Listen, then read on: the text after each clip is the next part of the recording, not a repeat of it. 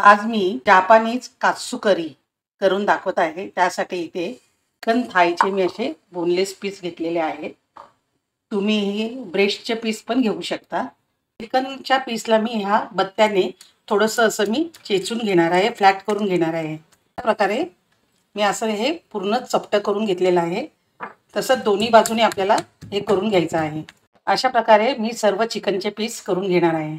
चिकनच्या पीसला मी 1 teaspoon काळी मिरी, अर्धा टीस्पून मीठ, काळी मिरी आणि मीठ हे चांगलं चिकनला चोळून घ्यायचं आहे। 2 अंडी फोडून घेत आहे। अंड्यामध्ये इथे मी थोडंसं 2 चमचे मी पाणी टाकत आहे आणि हे चांगलं फेटून घ्यायचं आहे।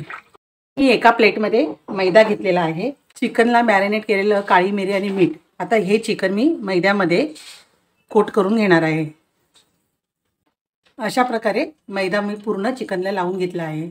अंड्याचं मिश्रण केलं आहे। त्या मिश्रणामध्ये हे चिकनला जो मैदा लावून घेतला होता ते चिकनचा पीस मी याच्यामध्ये डीप करून घेणार आहे।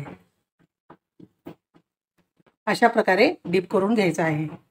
एका प्लेटमध्ये मी ब्रेड क्रम्स घेतलेले आहेत। चिकनच्या पीसला जे अंड्यामध्ये डीप केलेलं होतं तो मी आता याच्यावर टाकत आहे आणि ब्रेड क्रम्स सर्व बाजूने लागेल असं मी पूर्ण चिकनला लावून घेत आहे। आता हे मी एका प्लेटमध्ये ठेवत आहे।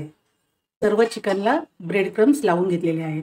कढईमध्ये मी तेल गरम करायला ठेवलं आहे। त्यामध्ये मी ब्रेड क्रम्स लावलेले जे चिकन आहे ते मी याच्यात तळून घेत आहे। चिकन मी अशा प्रकारे तळून घेतला आहे।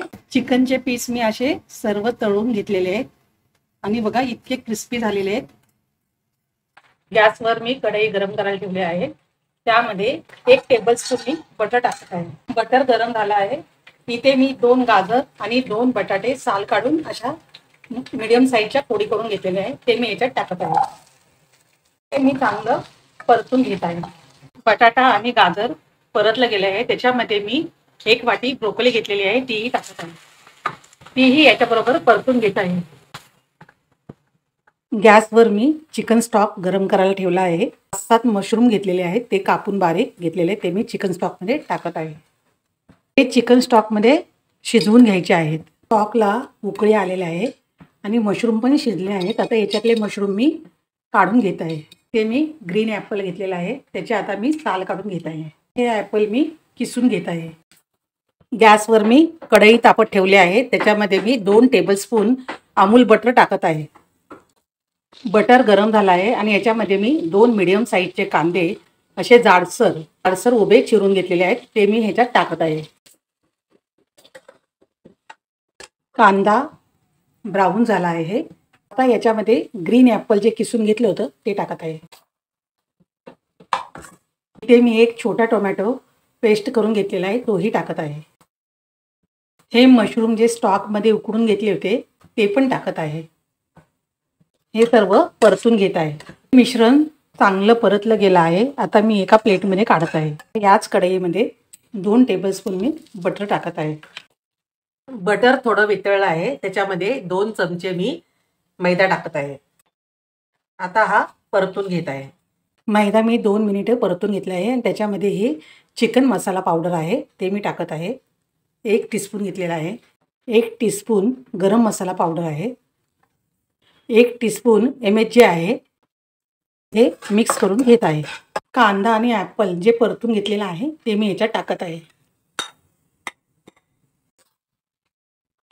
याच्यामध्ये मी 1 टेबलस्पून डार्क सोया सॉस घेतलेला आहे, तो टाकत आहे। मिश्रण मी चांगलं परतून घेतलेलं आहे आणि याच्यामध्ये हा चिकन स्टॉक मी टाकत आहे। त्यामध्ये 1.5 चमचा मी मध टाकत आहे। हे सर्व मिश्रण चांगलं शिजू द्यायचं आहे आणि मिक्स करून घ्यायचं आहे। हे मिश्रण बघा असं घट्ट झालेलं आहे, चांगलं शिजलं आहे आणि हे मी आता गॅस बंद करत आहे आणि हे थंड झाल्यावर मिक्सरमध्ये मी वाटून घेणार आहे।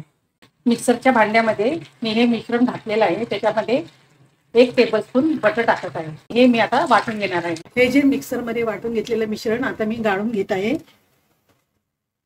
गाळून घेतलेली ग्रेव्ही मी गॅसवर ठेवली आहे आणि त्याच्यामध्ये मी अर्धा टीस्पून मीठ टाकत आहे। आता या ग्रेव्हीमध्ये मी बटाटा, गाजर आणि ब्रोकोली जी मी बटरमध्ये परतून घेतली आहे ती मी याच्यात टाकत आहे.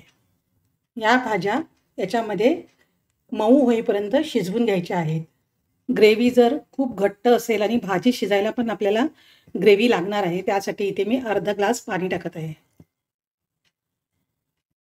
ही ग्रेव्ही घट्ट होईपर्यंत आता मी आणि भाज्या शिजेपर्यंत शिजवून घेणार आहे.